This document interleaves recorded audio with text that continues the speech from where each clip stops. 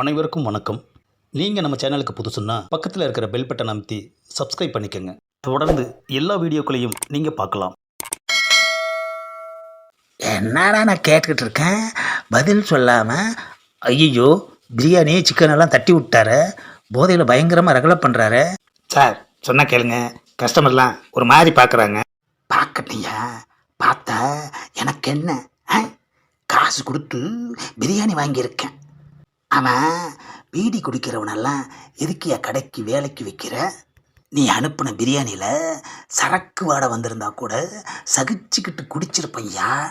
ஆனால் பீடி துண்டை போட்டு அனுப்பி போதையில் இருந்த என்ன கடைக்கு வர வச்சிட்டியே ஐயா. என்னடா நான் கேட்குறேன், பதிலே சொல்லாமல் நிற்கிற? யோ, ஏன் பிரியாணி அண்டாவை கவுத்து விட்ட? பிரியாணி சாப்பிடணுன்னு ஆசைப்பட்ட என்ன நீ கவுக்கலியா, அதனால தான் அண்டாவை கவுத்து விட்டேன்.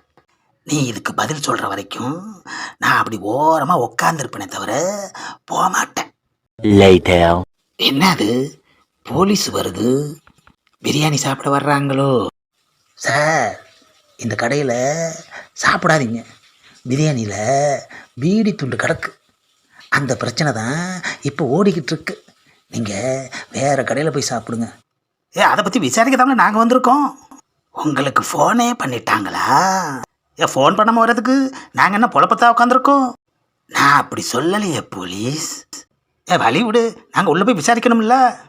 ஹலோ போலீஸ், பிரச்சனை பண்ணுறதே நான் தான். உனக்கு எவ்வளோ தைரியம் இருந்தா போலீஸ்கிட்டே வந்து பிரச்சனை பண்ண வந்திருக்கேன்னு சொல்லுவேன்? எனக்கு வந்த பிரியாணியில் தான் பீடி துண்டு கலந்தது. இதுதான் எனக்கு இவங்க கொடுத்த பிரியாணி. பாருங்க உள்ள. இவனுக்கு போதை ஓவராகி போச்சு. பிரியாணியில் ஒன்றத்தையும் காணுமே, இல்லை இன்னும் அதை கிடக்குது. பார்த்துட்டிங்களா? உள்ள பீடி துண்டு இருக்கா இருக்கா இருக்கா? இது நல்லா பாரு, பீடி துண்டா? இது பிரிஞ்சி இலையா? அதுதான் பீடி மாதிரி சுருண்டு கிடக்கு. என்னது பிரிஞ்சு இலையா? சொன்ன நம்ப மாட்டியா? என்ன பிரிச்சு பாரு. ஆஹா, ஆமாம், பீடி மாதிரியே சுருண்டு கிடக்குது. பீடி துண்டுக்கும் பிரிஞ்சி இலைக்கும் வித்தியாசம் தெரியாம குடிச்சிட்டு வந்து பிரியாணி கடையில் வம்புலுக்கியா? சாரி சார், போதை அதிகமானதுனால பிரிஞ்சி இலை பீடி மாதிரி தெரிஞ்சிருச்சு சார். இனிமேல் இப்படி பண்ண மாட்டேன் சார். ஒழுங்கு மரியாதையா கடைக்கான நஷ்ட ஈடை கொடுத்துட்டு போயிட்டே இரு. ஆமாம், நஷ்ட ஈடு எவ்வளோங்க? 5000 ரூபா.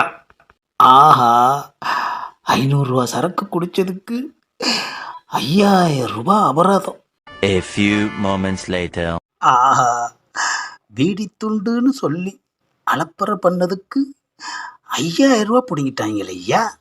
எக்ஸ்கியூஸ் மீ, யார் அது? மேட்ச் பாக்ஸ் கிடைக்குமா? என்னது மேட்ச் பாக்ஸா? ஆமாம், பீடி பற்ற வைக்கணும்.